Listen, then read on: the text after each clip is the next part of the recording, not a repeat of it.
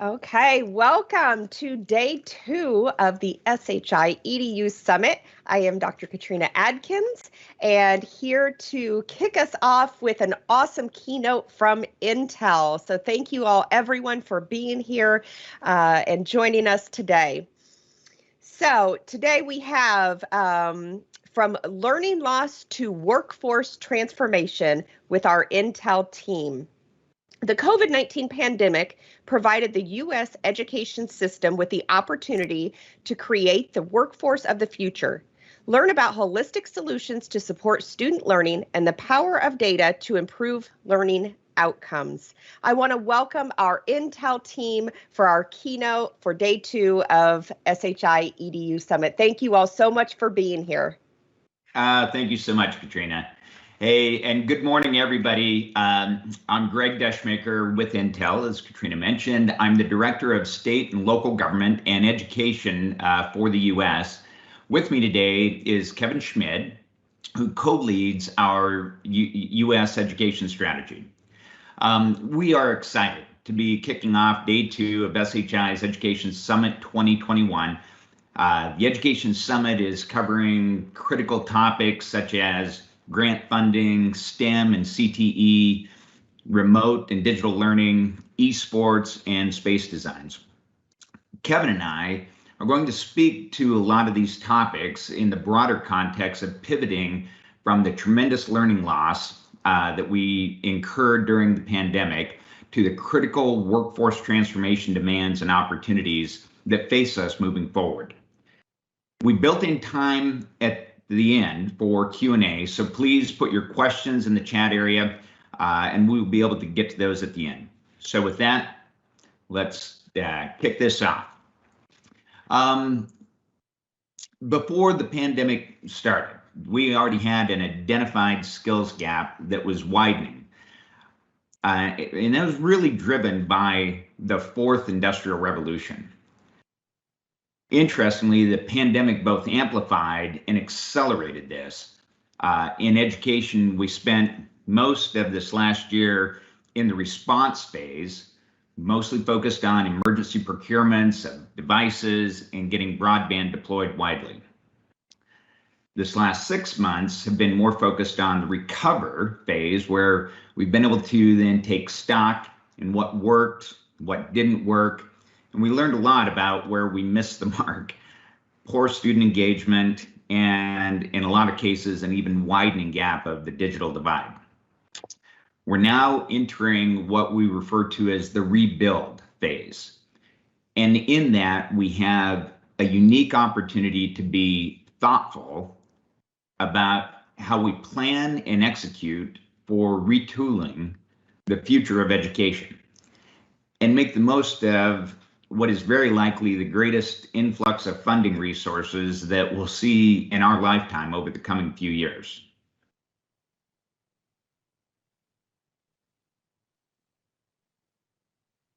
Oh, there we go. Kevin, share with the audience here a little bit about what we're then seeing right now as it pertains to some of these new demands for skill sets.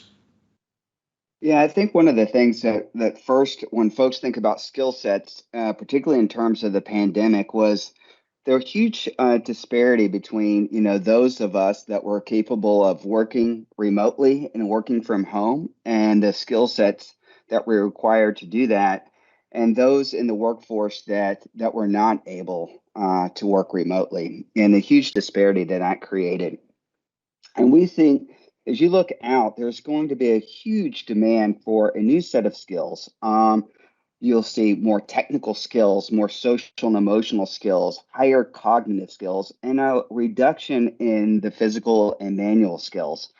And really, we're even seeing this play out within our own workforce here at Intel. I'm sure for most of you, you think, they're a tech company, technological skills is probably already at the max within Intel. But it's not. I mean, even within our scope, our current sales team and individuals at Intel are going through a massive reskilling right now, for example, around artificial intelligence.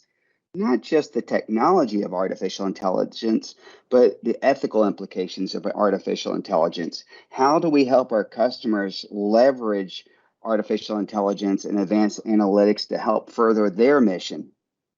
And then on the social and emotional skills, I have to admit, this has been an area of even development for myself this past year. As a real big extrovert, I've had to go through some growth and some development through this pandemic to keep my own self healthy, but also to find new ways to collaborate and work with my peers in a remote environment.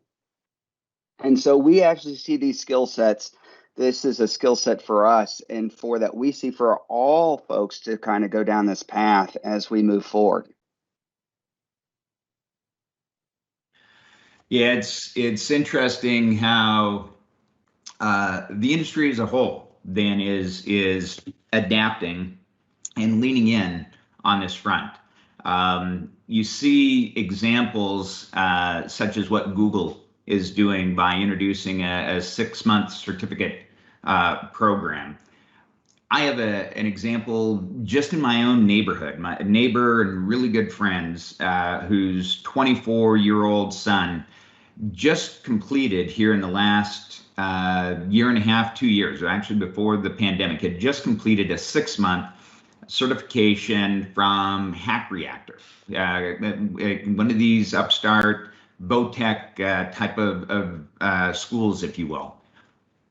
And with that 6-month certificate program, without a 4-year degree or without a master's degree, is now entering into a starting job as a programmer at $120,000 a year with one of the major cloud providers in the industry.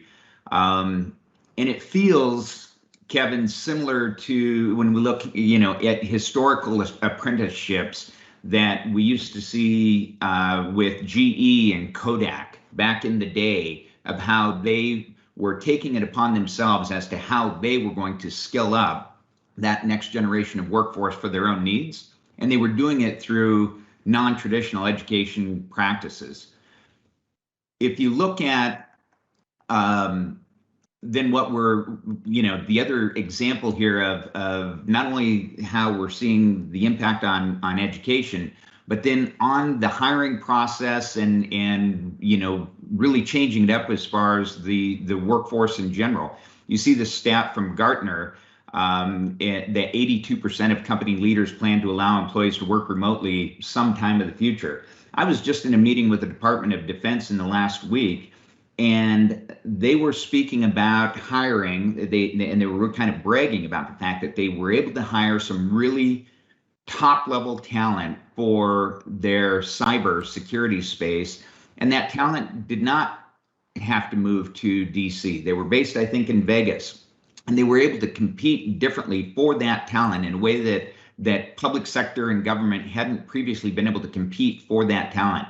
So I think there's some key takeaways in terms of how we then think about what we're the preparation work we have ahead of us to truly make sure that our students that are coming into the workforce are doing so really in the most competitive light possible.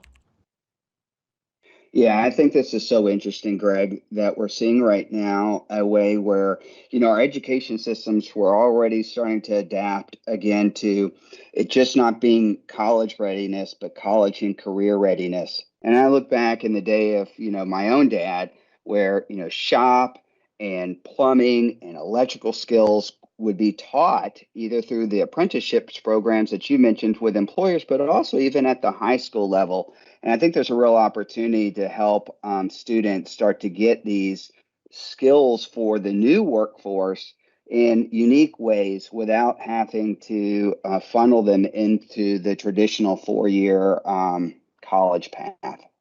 Yep.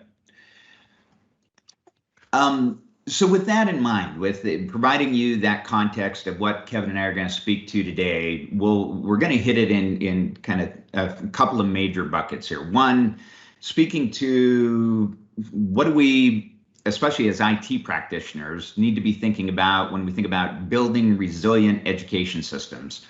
Kevin's then going to take some time and really walk us through what we're seeing as new or continually evolving learning modalities, as well as building new skill sets and mindsets. And then we'll wrap it up with some next steps and as I mentioned before, allow for Q&A. If we look here, the digital technology education trends, the response and recover phases, as I mentioned, we're focused on access and making sure that we address the basic levels of Maslow's hierarchy of needs, devices, broadband, etc. But as we enter this rebuild and resilient phase, we're presented with the opportunity to focus on tech enablers that will significantly aid with student engagement and improved outcomes. Data and all things related to it, the data generators and the sensors, the analytics, the security, and the optimization of where the data is stored, computed, and moved are all things that we can be more thoughtful about in this moment. And we're presented with what might be, as I mentioned before, this once in a lifetime opportunity to have the resources to do it right. Technology can help build resilience in our education systems, and we experienced just how profound that was as we entered the pandemic. I, for one, was amazed at how we pivoted a massive portion of our 50 million US students to online learning almost overnight, while at the same time as we shifted the bulk of the workforce to work at home. And it didn't break, especially when we think about the resilience of the network. And as painful as it was, we witnessed what is possible in terms of business and learning continuity by leveraging the capacity of the network, by the capability and agility of laptops, like what we're all using today in many cases, and the power of communication platforms, such as what we're using in this virtual event. As we look forward, we can accomplish great things with data-driven insights that can also help deliver more efficient, personalized, and equitable learning experiences. Partners such as BrightBytes, SAS, and others are leveraging the data that we have at our disposal from existing learning management systems and student information system platforms to not only provide educators with more informed paths in addressing our challenges with student engagement, but to also provide safer environments for students to learn with more personalized, data-driven outcomes. Yeah, one of the things, Greg, as we look forward is that we're expecting a lot of experimentation with some new learning paradigms, looking at face-to-face, virtual, things like the flipped classroom are coming back into vogue and are being used a little bit more. And from an IT perspective, when we look at this, our goal isn't to define an educational or learning paradigm. That's not our role. Our role is to help enable and support all of the different learning paradigms that a school district might choose to adopt or at the beginning just experiment with.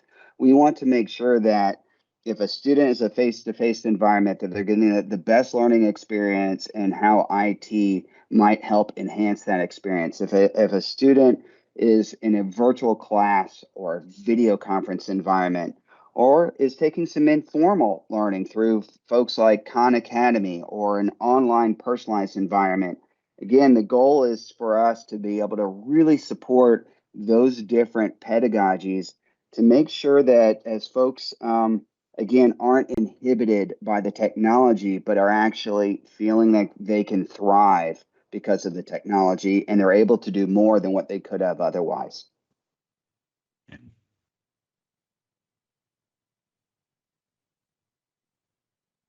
Oh, I gave you a head fake on that, Kevin. Sorry. Yeah, you're okay, Greg. The other thing though, I was going to talk besides the really these different learning modalities. I think the biggest thing we've learned though is technology has to be more accessible and easier to use. I loved your example, Greg, earlier of how really within a couple of weeks, how quickly we were able to start to pivot to get devices and connectivity into the hands of kids to help make sure that we didn't have a complete drop off in learning as a result of COVID. But there was also a lot of gaps. I mean, as you mentioned earlier, the digital divide increased during this time, and it's really apparent that we need to ensure that the technology is much easier for both teachers and students going forward to leverage. And we also look at it through the lens of these new learning modalities. As an example, as a person who's been involved in helping districts choose the right device for students, the necessity for them to leverage, for example, a collaboration platform such as Microsoft Teams and use that with a virtual background like I'm using now, that was not part of the decision criteria. It is absolutely a part of that decision criteria now. And the ability to use a virtual background isn't necessarily a nice to have, it's a need because it creates privacy for the students in the environment in which they're learning. That takes more compute and graphic resources than what might have been required for a device in the past. On the other side, for our IT professionals out there, most of the IT service and support was taking place within a school environment, where if a student's laptop needed support or a teacher's laptop needed service, that would all be handled on site. Our IT organizations at the schools were had to quickly adapt to providing remote service help desk support and managing devices remotely. That is now a new requirement for devices to make sure that that can be handled in a much better way.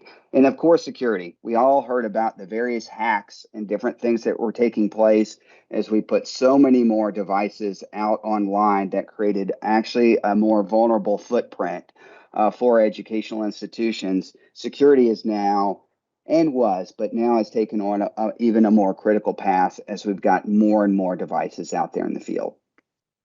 Yeah, I've been so amazed and impressed at you all, meaning our education audience and those who are especially the IT practitioners, in terms of the incredible versatility demonstrated over this past year and a half to enable what before felt like really difficult technology situations, and in a classroom, in a controlled environment in the classroom, and making sure that our teachers could quickly and easily use those capabilities without loss of teaching time.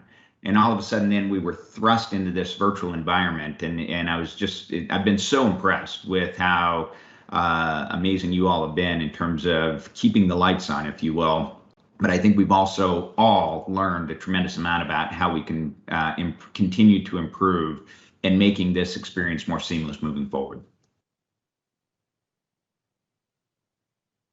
Yeah, one of the things I wanted to transition a bit here, Greg, was around, we talked about earlier about the new skills that are going to be required for the future workforce. And, for those of you that have known Intel's impact or focus on education for many, many years, we've had programs in the past like our Intel Clubhouse, our Intel Teach initiative. And so providing teachers with very good professional development and very good content has always been a major focus for Intel.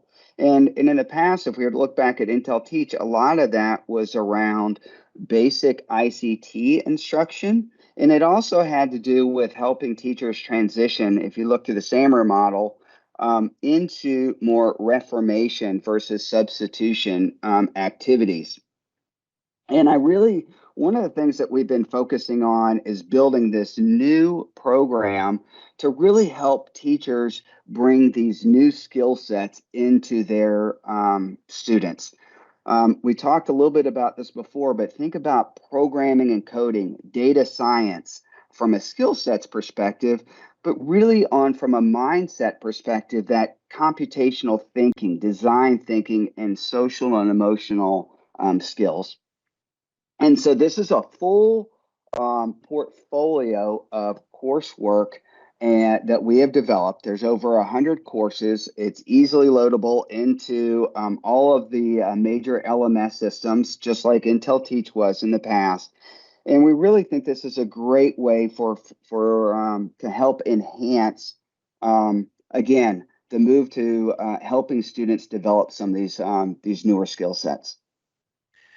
Yeah, and Kev, two things I'll comment there. One, it's probably not lost on the audience that this is maybe a bit self-serving. When you look at Intel and companies such as ourselves, we have a vested interest in helping to shape what that future workforce looks like, filling the gaps that we currently already see in where we need top talent to be entering into the space. I mentioned earlier, you saw the Google with their 6-month degree certification or their 6-month certification program.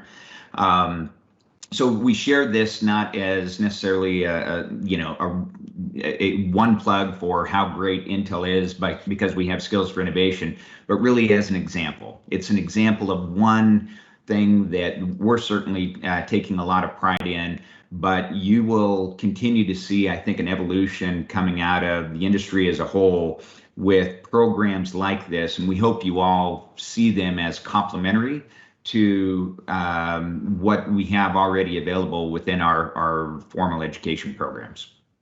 Yeah, it's a great point, Greg. I mean, right now with Intel, for the folks that are keeping track of us within the news, we are making some major investments in building out manufacturing capacity here in the United States. A large part of our manufacturing is here, but as a part of that investment, we're going to need to hire a lot of new talent here in the U.S. And there's an effort from the U.S. government to help secure our silicon supply chains.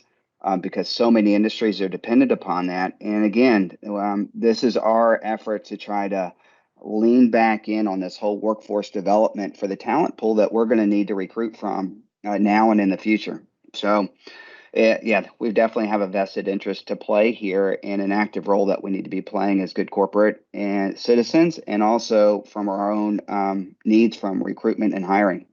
Yeah, exactly. The one thing I wanted to let everybody know is the program is very simple. We've got it we've come up with some very easy tactical ways to get the program deployed, from planning to experience, the training processes, deployment processes. And the one thing I just wanted to leave the audience with is that if you're interested in learning more, you'll see Greg and I's email at the end of this presentation. More than happy to get you guys some additional collateral. I think there's going to be a 2-pager that's posted out on the chat for everyone if you're interested.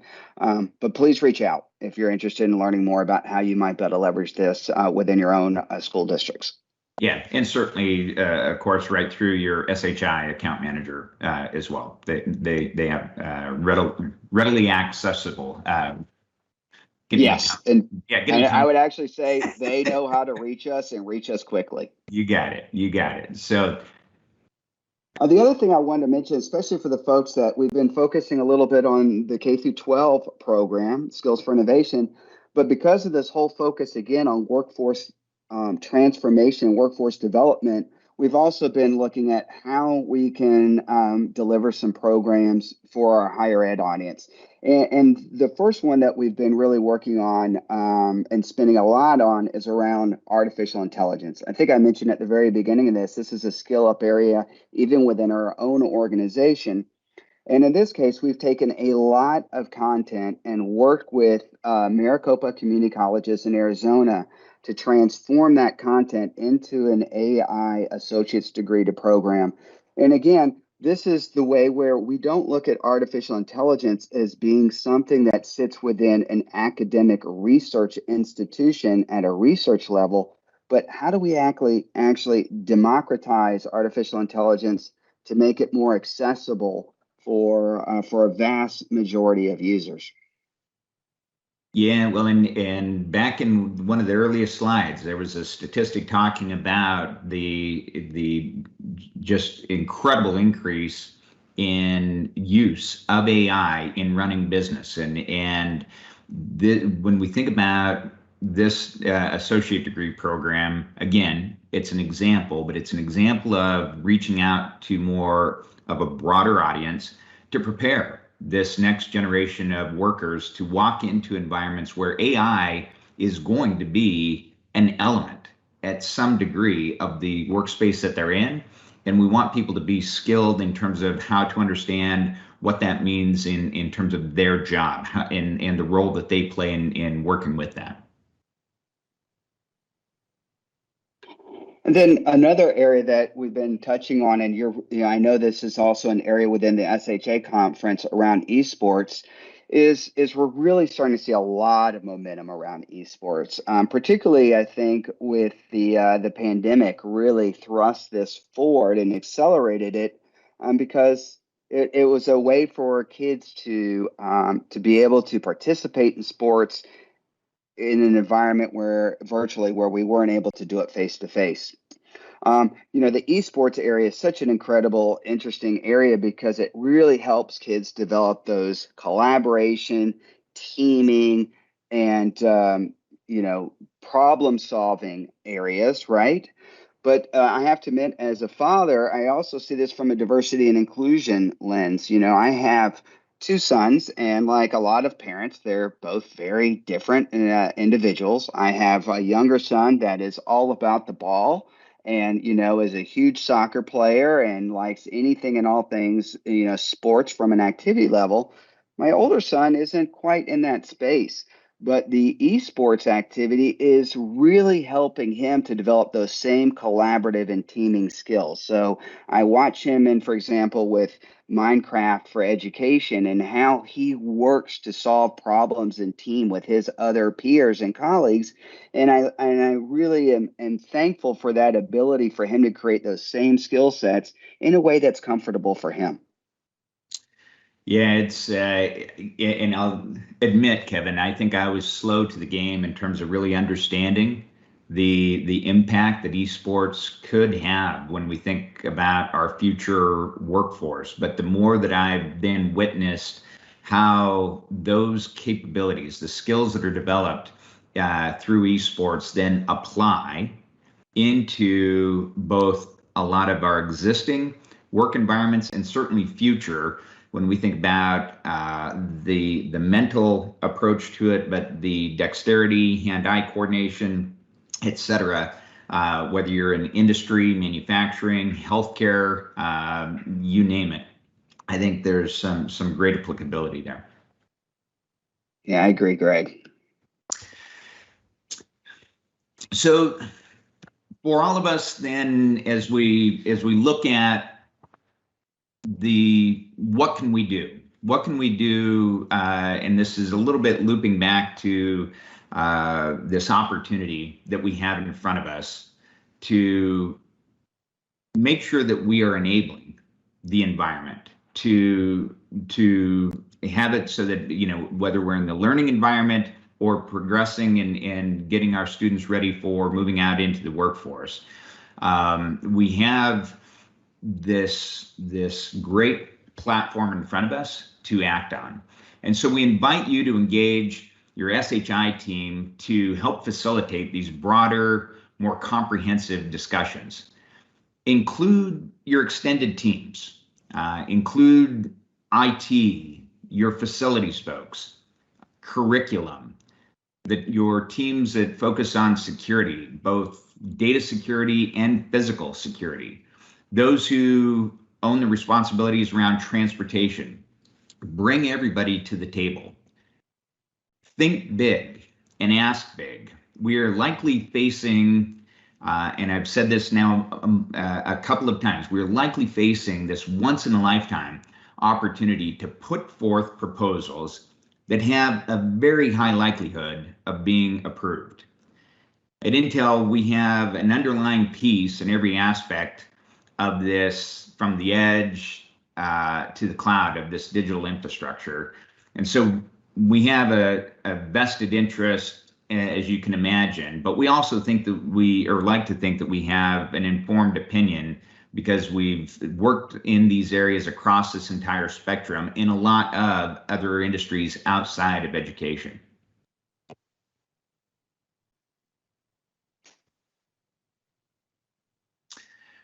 We are so grateful that we had the opportunity to come in today to chat with you all, share our insights through the lens of Intel, and also to be a part of this 2-day event, which we're also giving that great opportunity to learn from your experiences of what you're going through and what lies ahead.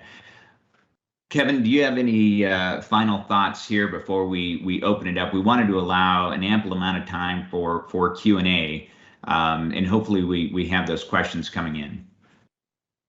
Yeah, no, I was just going to mention, I think this, as you mentioned, Greg, we really are facing a once in a lifetime opportunity right now in terms of reimagining our entire educational enterprise, right? And how technology can help enable that, not just from the teaching and learning development side, but also you alluded to, but also even within our infrastructures. How do we make our infrastructures run more efficient in the educational enterprise and be more secure? So again, we invite you guys to work with SHI in conjunction with Intel. Look at us as partners that can be there to help whiteboard solutions with you, to help bring resources to you as you're starting to think through this and think through the art of the possible. And with that, obviously on the Q&A side, please send us over questions and answers. We're at that period now, so all questions, just put them in the chat and they'll come across to us. And we've got our 2 email addresses here as well. So if there's questions that you forget to ask during this time and you want to reach out to us at a later date, you're more than welcome to do that. And so with that, let me go ahead and start with the first question, Greg. Greg, if you could, talk to us a little bit about how Intel views the right device for education right now. Yeah, it's a great question, Kevin. I'll let you certainly pile on as well. I think we learned a bit over this last 15 months about right device, and it had, when we think about form factor, when we think about compute capability, when we think about what it has in there for network accessibility, I think we really learned that number one, and I know this sounds self-serving coming from the guy at Intel, but having that greater headroom from a compute and performance standpoint really makes a difference when we are in an environment, not just in a classroom, where maybe in the classroom we previously were using this device for testing in a singular fashion, and now we're using it at home in a remote environment where we're layering on top of it a communication platform like what we're on right now, whether that's Teams or Zoom or other. And then we layer on top of that having not just a browser open, but multiple browsers open, and having to multitask across those, plus who knows what other applications may be going on at the same time. And we found that when you start layering all of these requirements on to what's happening on the device, whether it be on the student device or on the teacher device, that we really need to be more thoughtful about not only the compute power and performance of the device, but also what else that device has in it. A good camera. You look great today, by the way, Kevin. Audio that functions appropriately and is seamless. And then lastly, understanding that there's times where we have to really look at the whole spectrum in terms of where these devices are going to be used, and understanding, is it just Wi-Fi that is adequate, or do we need to be adding LTE capabilities or other to the device itself from a connectivity perspective? Let me shift it back to you, Kev. What are your thoughts on reg device? No, I think you nailed it really well, Greg. I think there's a real opportunity for us to go back and just revisit to make sure that we are looking at all of the new use cases for devices, and that we've got the right devices that are going to meet those new uses. And so I think you nailed that really well. Another question just came in, Greg, which is, what is Intel's kind of looking out? And I know we talked on a little bit, but the question was, what are some of the areas that we're looking out into education, and some of the things that we're looking at, and what from a future perspective? And why don't I take that a little bit and let you add in, because I was thinking about it as I was reading the question. A couple of areas that we're spending some time on. So I'm going to open this up a little bit for the audience. Is device is education as a service. So we've got a team of folks right now that are looking at that. And so if that would be of something that might just be interesting from a conversation level, love to have that with you in conjunction with the SHI team. But it's really around how do we help to operationalize a lot of the needs around the educational IT department.